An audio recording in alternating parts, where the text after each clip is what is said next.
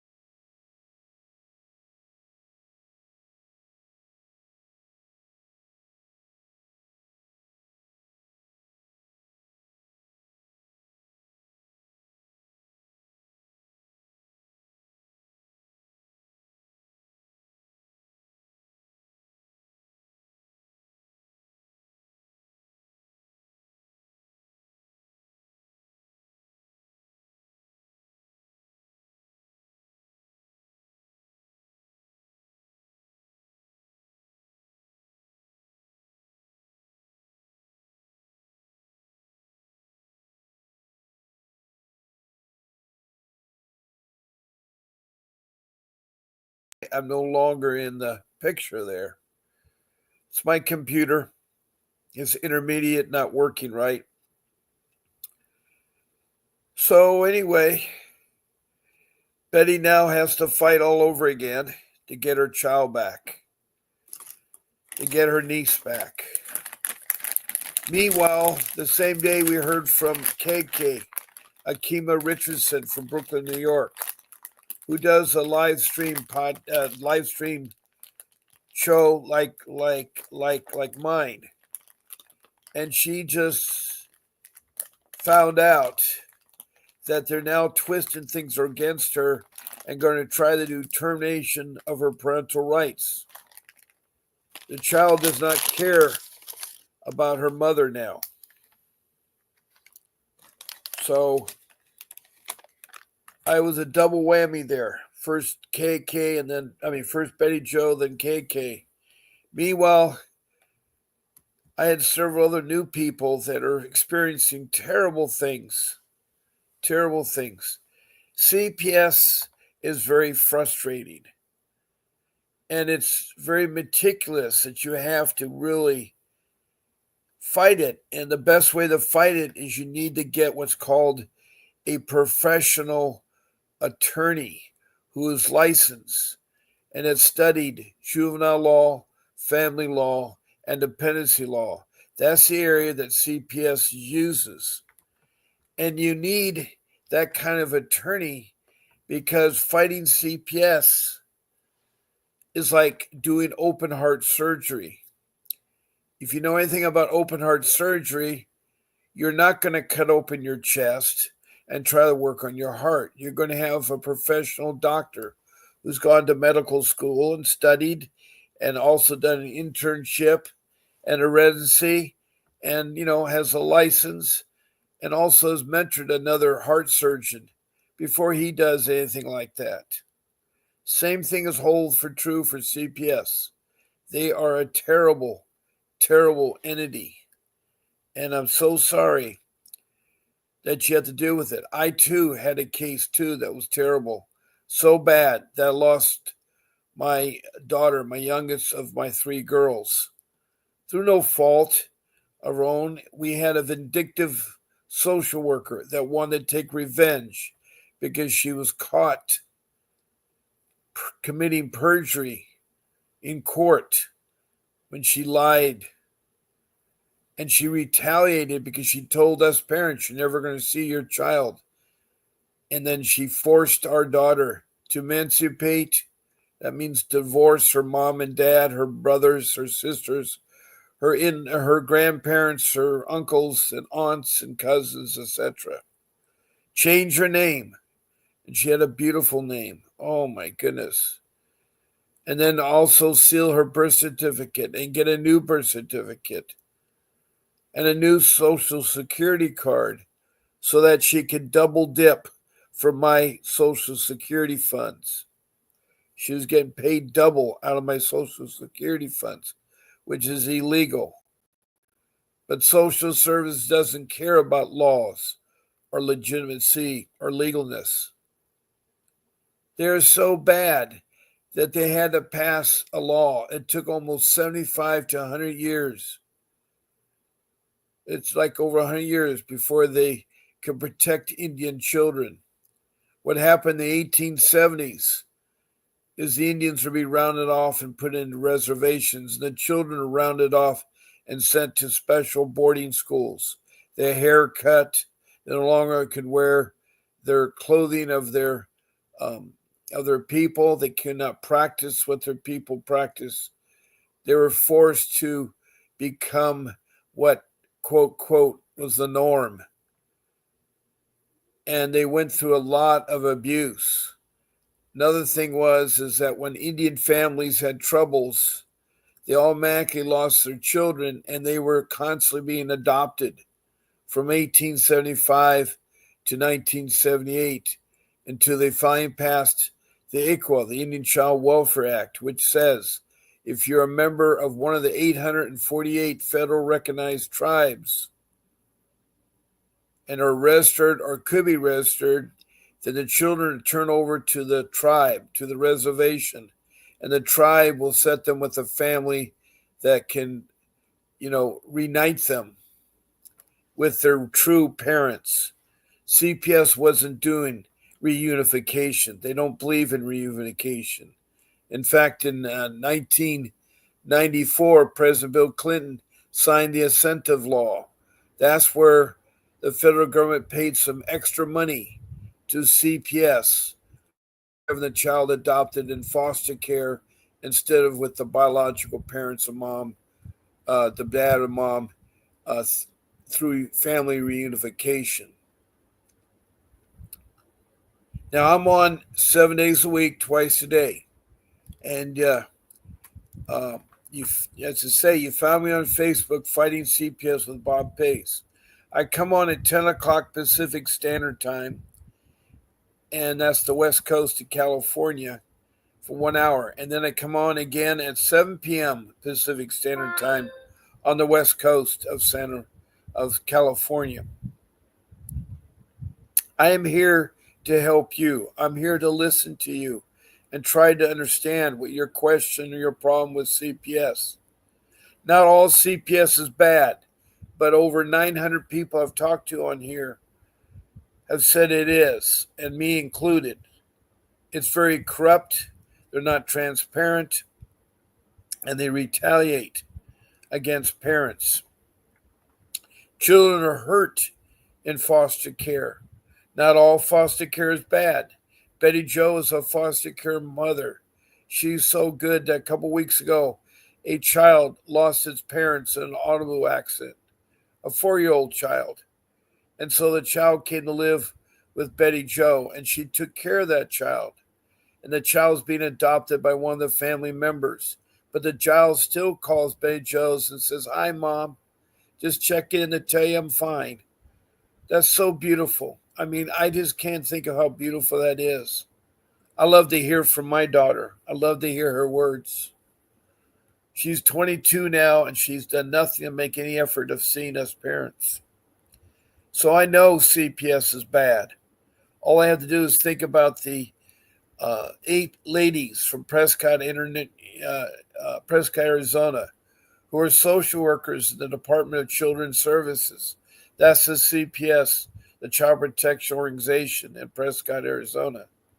Well, they decided to buy pink T-shirts in 2022, and they put on the front, they stenciled on the front, that they're professional child kidnappers.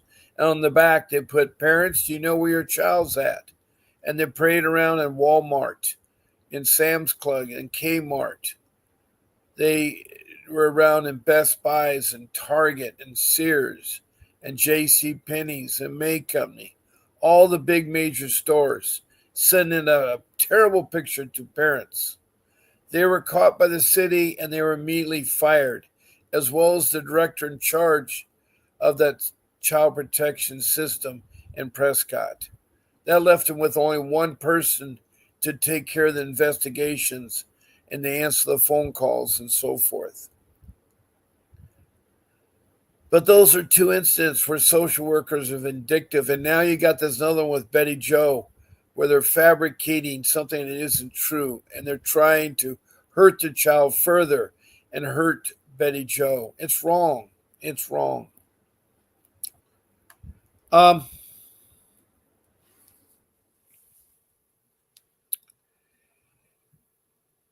here to answer your questions.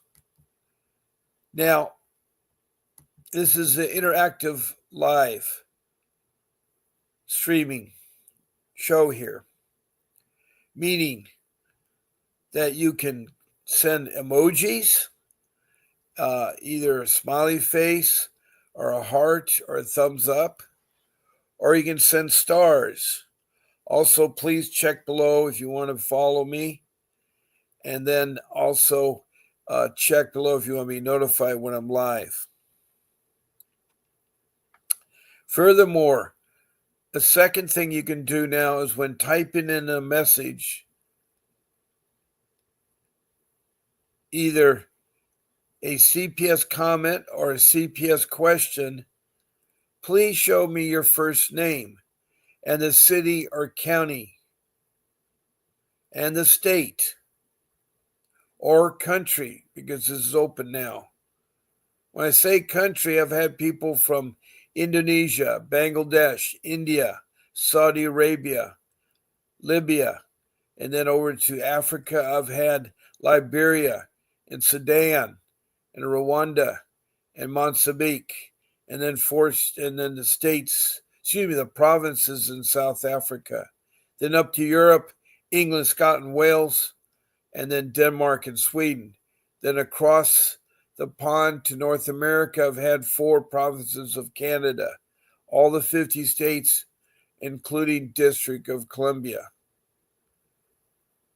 Many of you around the world are expressing your discontent and how much that CPS has hurt you. And I'm sorry. We go south the border to Mexico, and then to South America to Grenada, and then over the Pacific to New Zealand, and down to the land down under, Australia. We've had 2 states there. So we've had quite a cosmopolitan of people, United States people. We've heard from the Native American Indians in the United States. We've also heard from the First Nation people, who are the Canadian Indians in Canada. So, and then we've heard from Maori, that is the Polynesian tribe on New Zealand. All of them have something in common. They're fighting a corrupt agency that's gone rogue. All they do is they think about money. Money, money, money, money, money. And so that's what seems to make them tick, I guess, is the money part of things. The money part of things. When you type in that text message of a comment or a question, also try to be complete with your CPS case. Tell me a little bit about it. What were your allegations? How were the children taken? Those kinds of things. A third way is to be a guest on my podcast. And you can do that by emailing my show producer, Grace, at vincentwdavis.com. vincentwdavis.com is her email. You pick one of my 14 shows, my morning show or my evening show. Saturday or Sunday, it's 7 days a week. So you just pick a show to be on, and then she'll do the rest. She'll send you the link and walk you through how to get on.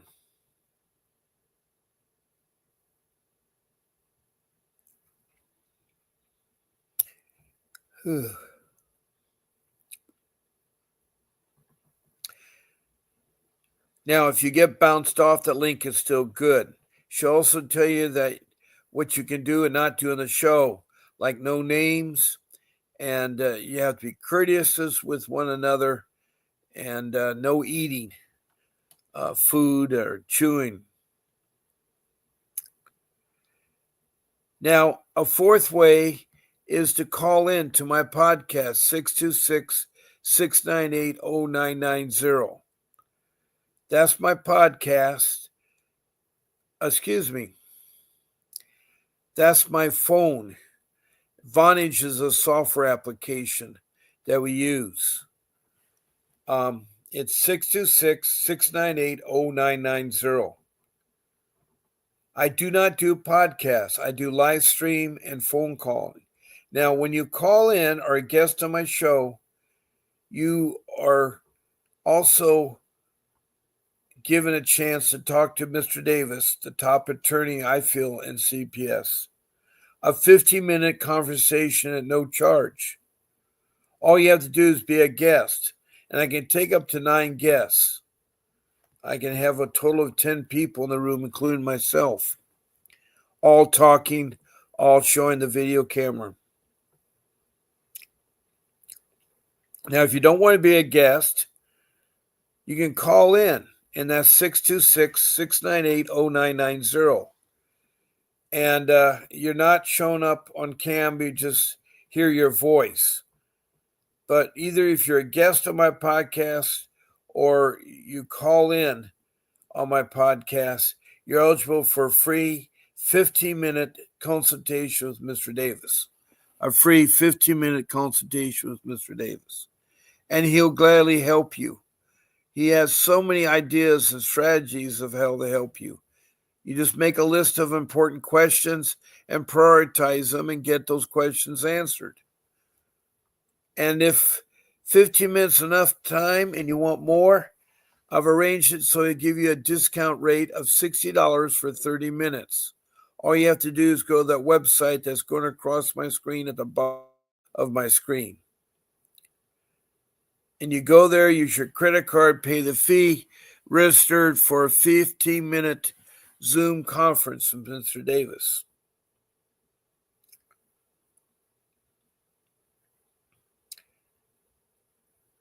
And the way you do it is I'll ask you, would you like to talk to Mr. Davis? The answer is yes. I'll instruct you how to go about to get a chance to talk to Mr. Davis. Now, there's another number up there, 888-888-6582. That's the office of Vincent W. Davis. It's there that you can reach him if you want to retain him. Just tell the receptionist that Bob Pace sent you. And when you talk to Mr. Davis, make sure you say that Bob Pace sent you. It's really important. He likes to hear that. So you can discuss his retainer and do that. Or you have the 15 minutes being on the show as a guest or calling in. Or you got the 30 minutes where you pay $60 and you're into the podcast. Now, the show, as I said, live stream, and it's definitely interactive. We got Matt Johnson. Welcome, Matt. Thank you for your emoji. Thank you very much. Now, there's lots of ways I can go with this. I can talk about my 5 rules that will help you in your CPS case. I can talk about different topics, like what is a 3-8 motion, or what is a 160 hearing, or what is ICWA of 1978.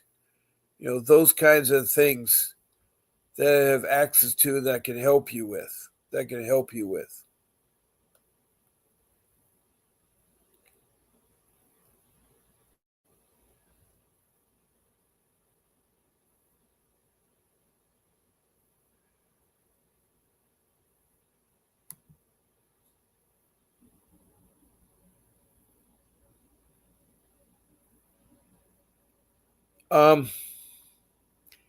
Now,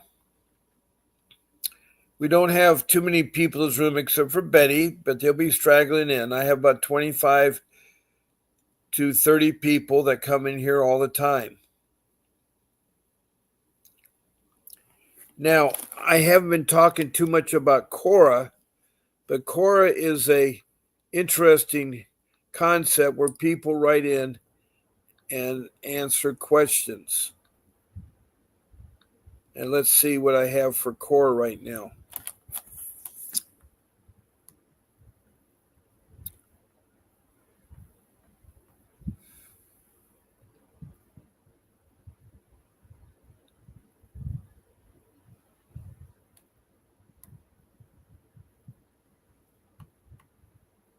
Huh.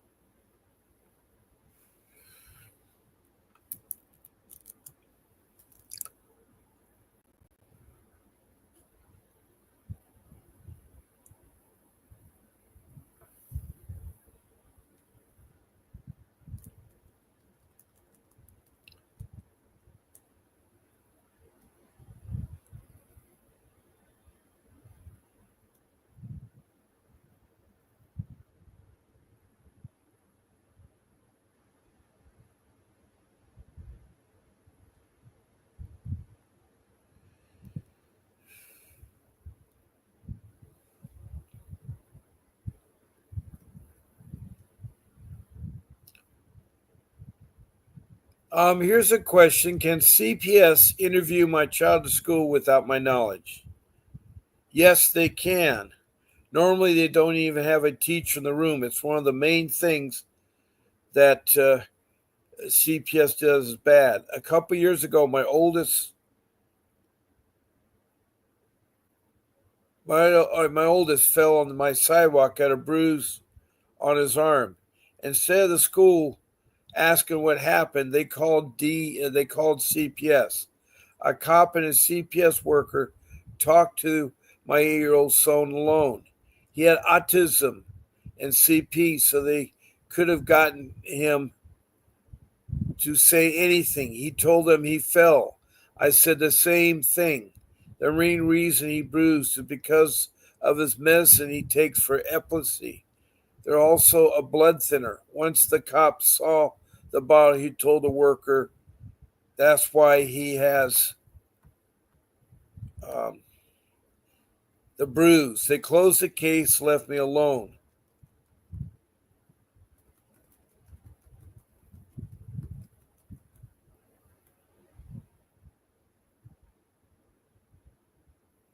Here's another person about taking a child without being present at school. Well, they tried. My then 8-year-old son, SPED kid, was called in the office conference, and people did not know. Um, tried to ask him questions. He went full rage and started screaming for them not to touch him. It got worse. He demanded them to leave him alone. One of the office workers opened the door and he raced out and ran home. It was 8 miles away. He made it home. Took him about 3 hours. By the time I'd been called, the school was looking for him, and so were the police. I kept on asking why they would scare a boy that bad. When he got home, the police and both social workers were still, we're still there. He started to scream at them,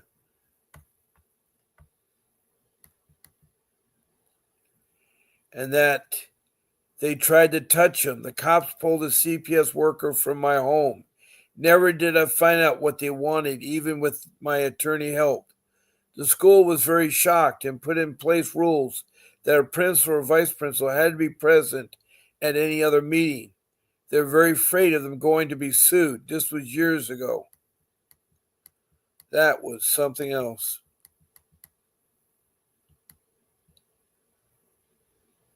As a teacher, did you ever have to report a child to CPS? Why? There have been many, many times, too many times to state all of them, where I've had to report a child to Child Protection Services. We are required by law to report concrete suspicious, not just half-hearted guesses. We are mandated reporters. Now, this person says, where should I begin? The day I figured out why Lacey kept crying in class. I've been constantly asking her about my suspicion, but she kept denying it. 2 weeks later, I could see it. She was pregnant by her dad, and she was just 12 years old. Oh. The day Wendy gave me a note from her mother, the note said, can I borrow $20 for groceries? I told Wendy I do not give cash out, but after school, I would go to the mom and take her grocery shopping for her family. Wendy began to tremble and cry. She said she had to have the $20 cash. She finally admitted her mother needed the money for crack, and her mother said she better come home with money or she'll be beat. Oh, this is terrible. 3. The day 7-year-old Stephen came to school with blisters on his hands and feet. He was punished for being bad, was having his hands and feet put in boiling water. This is number 4. The day Samantha rushed past me at the beginning of school and sat at her desk using her hair to cover her face. I went over to see why she was acting so strangely and pulled back her hair. Half her face and head was bruised and cut and missing chunks of hair. Her mother had smashed her daughter's head repeatedly through the windshield of the car the evening before. Oh no, this is terrible. Here's number 5. The 12-year-old Tom's father came to the classroom, began beating his son, and tossed him around the room in front of the class and me. He was throwing his sons into desks and walls. The children witnessed, horrified, as they cried uncontrollably. I just called his dad to tell him I caught his son trying to forcibly kiss a girl in the classroom and request a conference. That was a conference? Number 6, the day a parent burst through my classroom door and accused my 4th-grade student of calling his daughter a racial slur on the playground earlier. I held my arms out wide to prevent him from getting past me to attack the girl. The children in class were screaming and crying, but I protected them by getting a grip on the situation and of that man-made's home. Number 7, the day a 6-year-old Jenny began screaming after a morning bathroom break that it hurt down there. I rushed her to the nurse's office and we could smell an odor. The nurse looked and she was allowed to with her job description, and little Jenny's private area was all swollen with a discharge. A neighborhood teen boy had given her a sexual transmitted disease. Oh, good grief. Number 8, the day Carl brought a toy gun to school, except that it was real, and he pulled the trigger and a bullet discharged in the ceiling. I was so scared and upset what could have happened that my knees buckled underneath me. I couldn't get the strength to stand for almost an hour. Number 9, the day 8-year-old Daniel kept late to school because his mother had several depressions and never got out of bed to care for her children. The 2 meals they ate each day were at school. I looked out my classroom window one morning and saw him in his pajamas and slippers coming to school.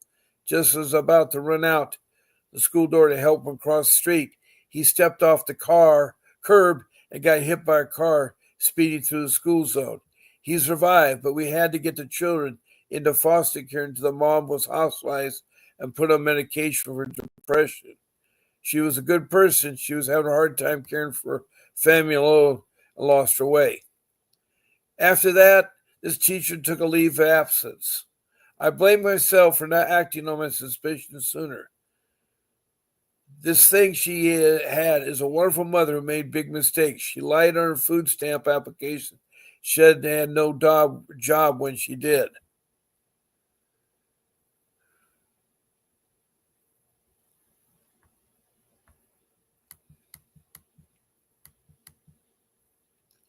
It was a minimum wage part-time job.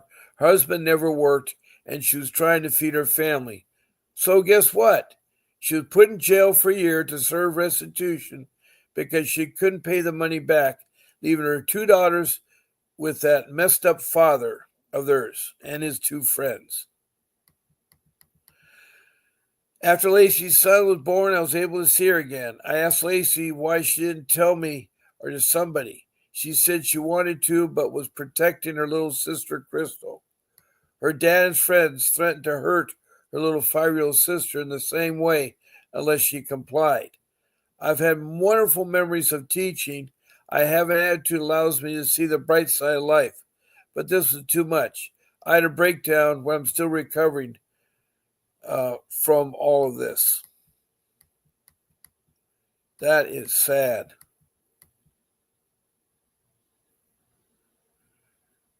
Now, here's another one about interviewing a child. Yes, CPS can interview a child at school without parental knowledge or consent in certain situations.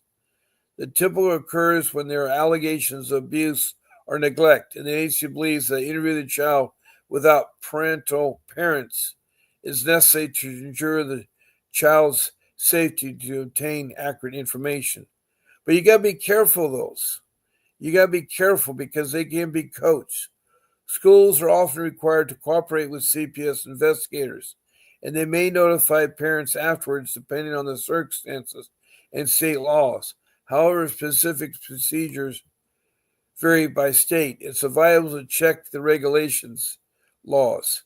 However, specific procedures can vary for states able to check regulations in your area for detailed information.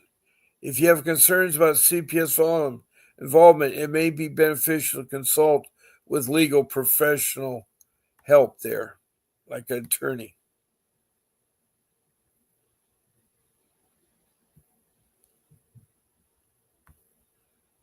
Now, here's a um,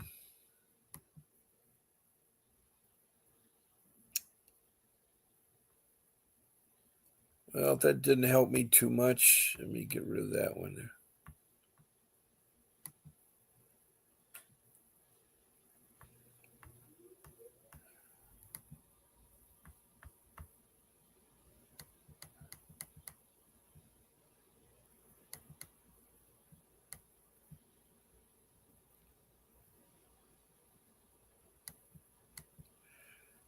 Here's another story. Legally, they can. If they're at school trying to talk to your child, it's because they have received one or more reports of suspected child abuse or neglect. It's their job to investigate the report. Where I live, CPS will do intermediate checks with law enforcement if there is a report of danger to the child. Otherwise, they sometimes wait to see if more reports are made and then check on them.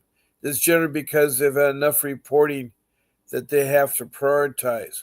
Where I work, if CPS comes, we usually have the teacher as someone child's familiar with and trusts with them. They can answer for them. They can provide support during scary times with kids. Those who come also train in how to talk with and work with children.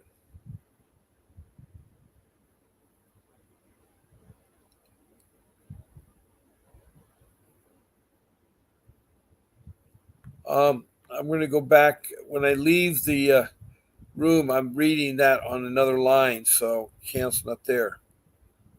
I was hoping we hear from somebody else. Again, I want to thank Matt Johnson for being in the podcast. I mean, it being the live stream here, and for your emoji. Thank you, Matt. So far, we've had Betty and Matt. Betty's from Montana, and Matt, I have no idea where you're from.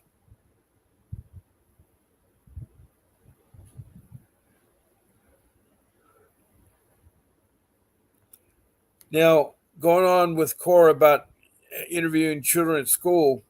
Yes, they enter the building, report to administrator there to speak to your child one on one. They'll generally interview the administrator's possibly teacher. They can take as long as they wish. Your child can refuse to cooperate. They can walk away from the return to their classroom.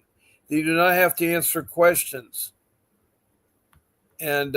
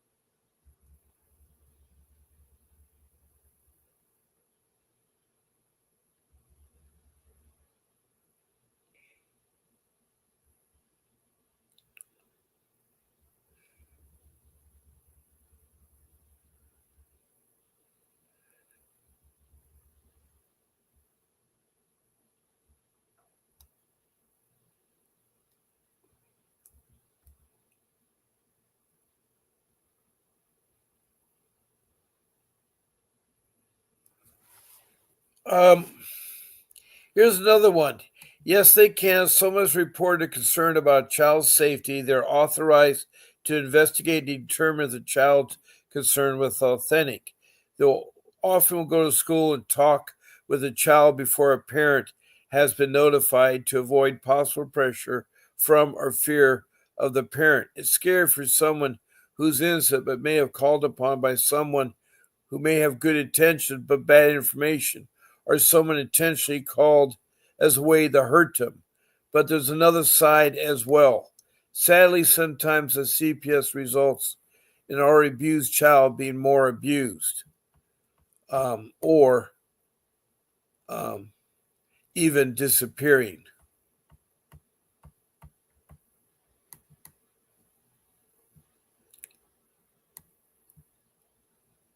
Can CPS question a child with either of the parents' permission or knowledge? Okay, it's one of those things that carries conversational debate. They did this with my daughter, and believe me, it isn't discreet. All her classmates were there to greet her with support when she went back to class. Her teacher is a foster parent. They've been teaching the kids what domestic violence is by them having role play. They have cool clubs that are glamorized as a place for them to tell on their parents, power of suggestion, and the safety of others who encounter them, remembering anything that can be twisted and used to make the parents look like they're abusive. Child thinking, yay!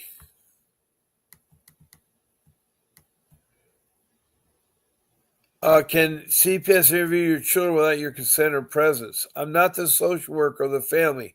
Although it may look like that, I told people they can ask my kids questions as long as everyone's being honest and has the good intentions.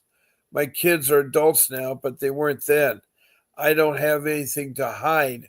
I wasn't always a perfect mother, and I own my mistakes. No one is a perfect parent.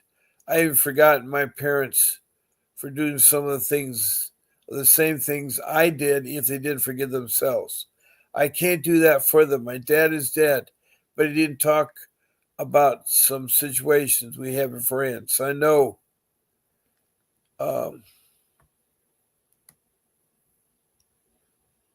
I know he wasn't exactly trying to hide it, but the timing was off. We weren't actually getting placed with people interfering.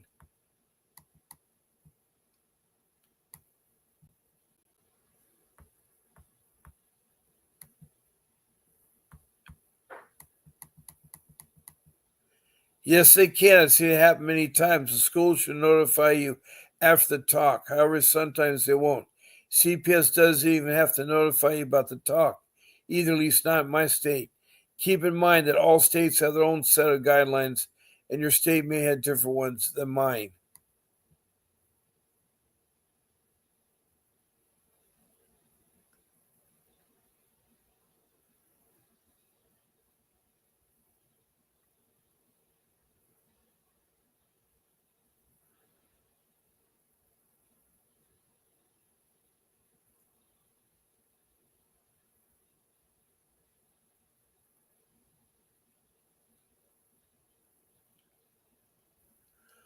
I'm going to return back to the room here and see if there's any more questions. Yay, we got somebody, Philistine from Canada. And she says, "Hi, Bob. I hope, let me see here. She says, hope you're well. Keep up the great work. Thank you, Philistine. I had to put her email uh, on the YouTube video because Facebook comments don't show. I'm glad to have Philistine. She is a First Nation Indian from Canada, and that's what they call their people in Canada, First Nation Indians. So she's talked about her case. It's pretty lengthy stuff. I'm glad to see her. So we have Betty from Montana and Philistine from Canada. And it's so good to have you both of theirs. I'm reading something from Core's Digest, which is question and answers about CPS. Here's another question about, can CPS question a child with either of the parents' permission or knowledge? Yes, they can. If the person is the person behind the alleged abuse, the worker will not want the parent there. When a CPS investigator goes to a school, for instance, they always ask the child if they want to talk alone or have a counselor or other school personnel there. Depending on the circumstance, they also record the interview. The child's okay with that. But the law does not, hold on a second, allow them to interview the child without the parents being notified before the interview. If you stop to think of it, you were a concerned person, did something negative behavior, and there was a victim, would you tell the person ahead of the interview, the victim? I certainly would not. It makes sense. Does Child Protection Services ever pick up children from school? Yes, it happens to a friend from high school who is a foster child. She told me it was probably going to. We have been friends since the start of school. She had a sister from the foster home who was a grade behind us and followed her like a shadow. We would eat lunch with us, but rarely spoke. And when she did, it was so soft you had to really strain your ears to hear. I thought she was just super shy. One day my friend came to school and told me it was probably the last time I'd see her. She said that W had told her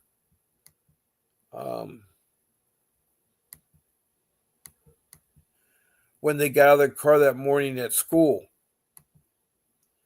that their male foster parent had been sexually abusing her.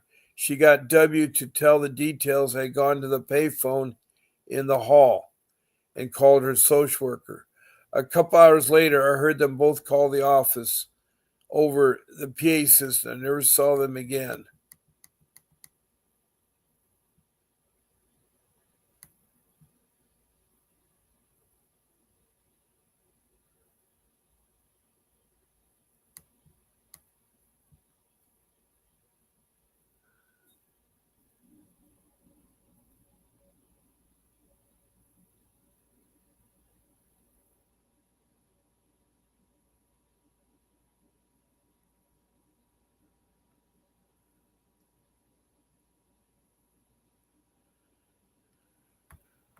Okay, now we've had Betty and Philistine this morning. We've talked about some questions and answers from Cora Digest.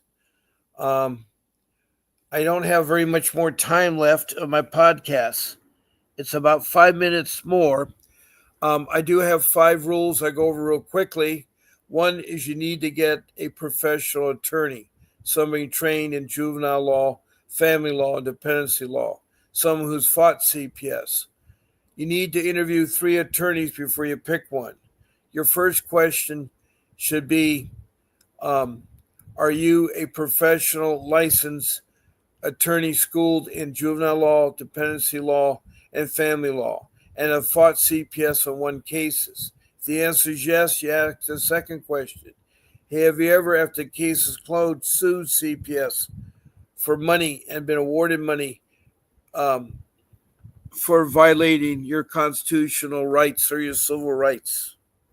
If the answer is yes, you got yourself a pit bull of attorney. Then you need to meet with them and discuss the retainer and see if the chemistry right. You also need to ask 3 references that you can talk to. That's how you find an attorney. You don't want a court-appointed attorney.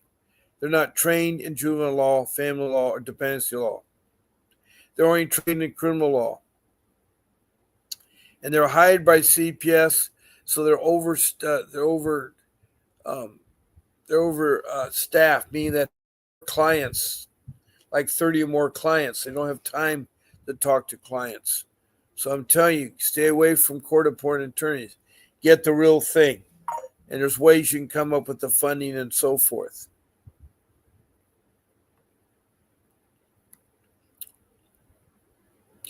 Now, rule number 2 is you organize all your documents. It's very important you have documents. You have a notebook, 3 to 6 inches thick, 3-ring binder. Stuff it full of notebook paper and also put a time log in there, a time log of incidents. First line, you put the phone number, the date and the time they called, and who you talked to, and in the location. The second line, you do a summary sentence of what the incident was about. And the third line, you put the outcome. You do all this with every case with police, the social workers, anybody else, any adults or anything like that. So you do all that and you organize it and put it down there. And then after you do that, you have dividers. You divide everything up, your case classes you taken and your programs you passed. You put all those receipts in there and so forth. You put all your court documents and hole punch them and organize it so that you can fight your case. Now, rule number 3 is you do not talk to social workers. You do not open the door to anybody. And you have your family members doing the same thing. The same thing. And you don't want to talk to them or give up your child. Now, they can enter your home if you give them permission or someone in your home gives them permission. They'll take a good advantage of that, and that's wrong.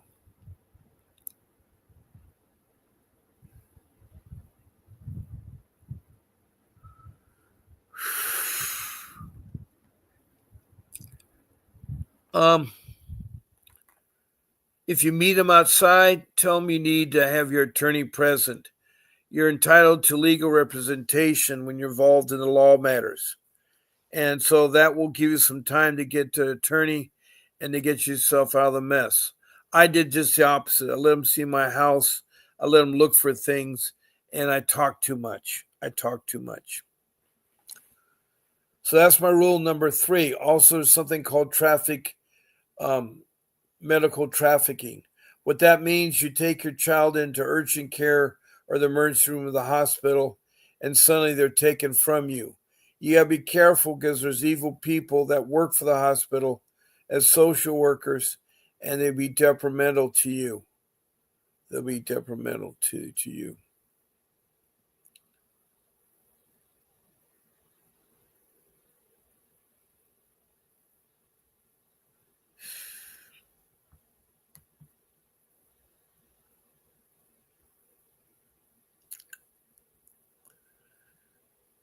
Now, if your child is really sick, a social worker over here and they'll try to take your child from you. Or if you're pregnant and having a baby, they'll try to come into your room and take your child away from you. They'll bring the police. Tell them no, that you do not give them permission to invade your space. That's all you do. That's all you do. You have to know the laws. You have to know the laws. Now, rule number 4 is an easy one. You just research the internet, but it's important that you phrase your question right. You start off with the city, followed by the state. Now, if it's a big city, you're okay, but if it's a small city like Athens, Georgia, you put Athens, comma, Atlanta, Georgia. And then you can go ahead and put down all the CPS questions you want to ask and what you want answered and so forth. That's really, really important. You research it. And when you research it, you type in the city, the state, or the country, and then you follow with the letters CPS. And then you look up, you'll see all kinds of stuff. If you want to refine it further, after CPS, you put, what is the 388 motion? What is the ICWA 1978? What is the 160 hearing?